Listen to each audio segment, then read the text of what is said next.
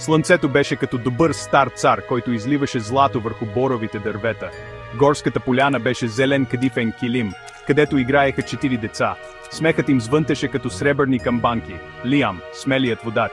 Майя, сочи греещи от любопитство. Ноа, гонещ пеперуди, и Елара, тихата слушателка. Те разпънаха малка палатка близо до гората, а родителите им бяха наблизо до пращещ огън. Въздухът беше сладък от бор и диви ягоди. Една последна игра на криеница преди вечеря. Лиам броеше, гласът му ехтеше. Майя, Ноа и Елара се разпръснаха към края на гората. Гората изглеждаше приятелски настроена, дърветата като мълчаливи пазители, сенките дълги и меки. Децата не забелязаха как слънцето се изплъзва. Играта им беше чиста радост. Ноа зад мъхест пън, Майя между дъбове, Елара зад върбови клони. Лиам свърши броенето и бързо намери Ноа. Заедно те търсеха момичета. Светът беше прост, гората вълшебна площадка. Но златният час е мимолетен. Те не видяха как златото се превърна в кехлибар, после в мръсно лилаво. На всеки кръг те навлизаха по-дълбоко, следвайки криво личеща пътека на Елени. Пътеката беше мека от листа, светът все още безопасен. Те бяха заедно, смехът им щит. Слънцето, техният стар цар, залязваше.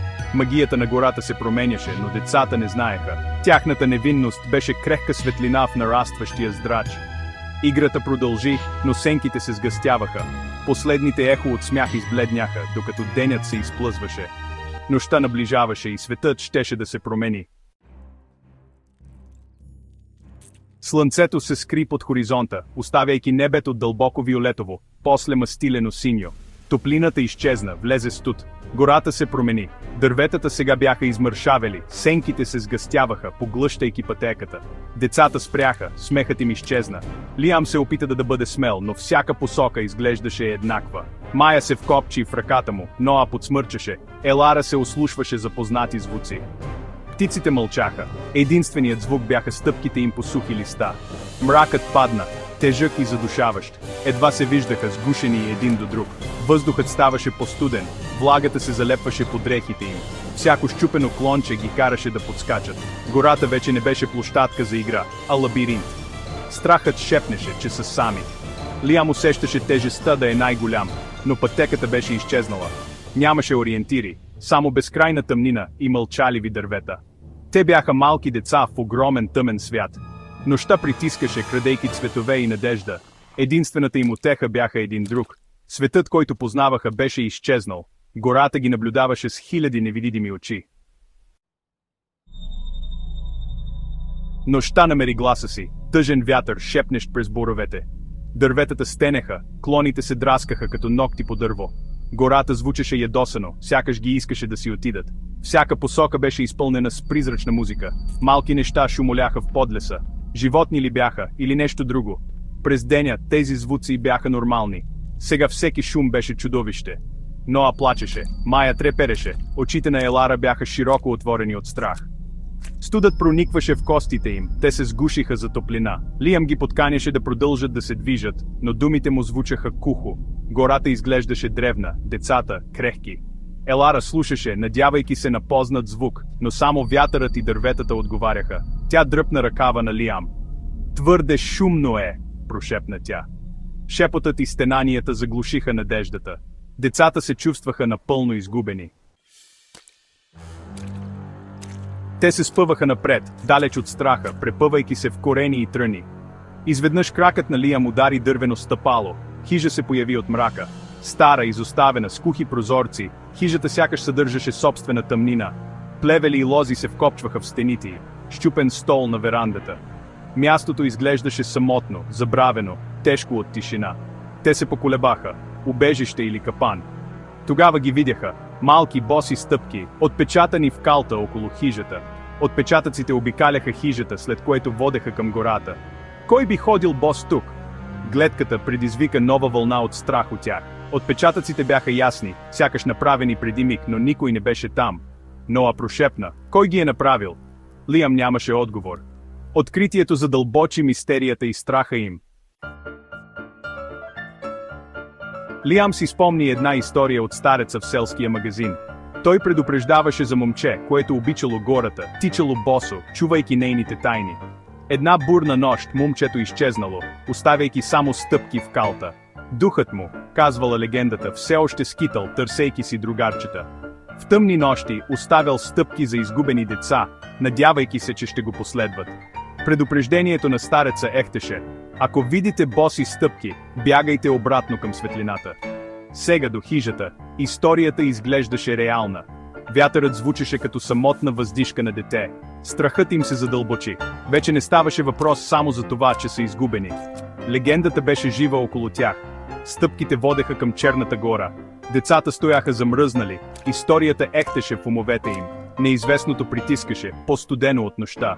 Те бяха изправени пред призрачна история, оживяла. Те бяха изправени пред избор. Да останат до зловещата хижа или да последват стъпките в мрака. Хижата се усещаше като гробница, стъпките – покана от призрак. Предупреждението на стареца крещеше в главата на Лиам, но нямаше светлина, към която да бяга. Отчаянието надделя, те последваха пътеката. Може би водят навън, каза Лиам. Надеждата му беше крехка, но необходима. Майя стисна ръката на Ноа. Те се движеха като едно цяло. Пътуването беше бавно, ужасяващо. Всяко дете се вкопчваше в следващото. Пътеката се виеше, водеща по-дълбоко в гората. Историята на стареца ставаше все по-силна в умовете им. Дърветата ставаха по-стари, въздухът по-гъст. Стъпките никога не се колебаеха, винаги точно пред тях.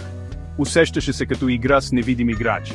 Децата не говореха, пестейки дъх за ходене. Само неравномерното им дишане и пляскането на кал нарушаваха тишината. Гората се усещаше безвремева, недокосната от надежда. Те следваха стъпка по стъпка в неизвестното. Страхът и любопитството ги дърпаха напред. Пътеката от сенки беше единственият им водач. Времето загуби смисъл, изтощението и отчаянието се настаниха. Ноа се свлече, хлипайки: не мога повече. Майя коленичи до него с сълзи в очите. За момент изглеждаше, че ще се предадат, но Лиам нямаше да им позволи. Почти сме там, излъга той нежно, помагайки на Ноа да се изправи. Трябва да си помагаме. Не сме сами. Тяхната връзка беше единственият им щит. Нещо се промени. Те станаха екип, оцелели. Майя и Лиам носеха Ноа. Елара пое водачеството, посочвайки всяка стъпка. Нейната тиха увереност им даде сила. Те се движеха като едно цяло, смелост, изкована от страх. Тяхната смелост беше да изберат да продължат, да се държат за ръце, да шепнат надежда. Всяка сянка беше чудовище, всеки звук заплаха, но те продължиха. Те вървяха, стъпка по стъпка, следвайки призрачната пътека. Волята да останат заедно ги движеше. Страхът беше реален, но и тяхната смелост. Те бяха решени да намерят светлината. Тъмнината не можеше да сломи тяхното единство. Те бяха повече от изгубени деца. Те бяха смели сърца. Стъпките ги водеха напред. Те нямаше да се предадат. Елара спря, очите й широко отворени. Слушайте, прошепна тя. Отначало само вятърът и дърветата, после далечен лай на куче. Куче означаваше хора, означаваше надежда. Енергията нахлу, те се движеха по-бързо. Стъпките водеха към далечна златна светлина. През дърветата видяха прозорец, светещ в мрака. Те тичаха, спъвайки се, лаят ставаше все по-силен. Стъпките спряха в края на гората. Те излязоха на поляна. Къща, златно куче, мъж на верандата. Горският пазач, с лице пълно с облегчение, се втурна към тях. Търсихме ви, извика той, увивайки ги в одеяла. Вътре, топлината и горещият шоколад прогониха студа. Пазачът заговори по радиото си. Намерих ги. В безопасност са. Децата бяха най-накрая в безопасност. Светлината беше реална и ги беше намерила. Кошмарът беше свършил. Срещата с родителите им беше като сън от сълзи и прегръдки. Облегчението отми последния им страх. Увити в одеяла, те разказаха историята си. Мрака, хижата, стъпките. Пазачът слушаше, после се усмихна. Това е легендата за скитника. Може би, каза той, духът не е капан, а пазител, който води изгубени деца от дома. Докато зората рисуваше небето, гората отново изглеждаше спокойна. Децата осъзнаха, че са оцелели, като са останали заедно, като са били смели. Страхът беше реален, но и тяхната смелост. Те бяха изправени пред мрака и бяха намерили светлината. Дали стъпките бяха дух или въображение, нямаше значение. Те бяха следвали пътека от сенки и тя ги беше довела до прегръдката на зората. Те никога нямаше да забравят нощта, в която легендата стана тяхна история.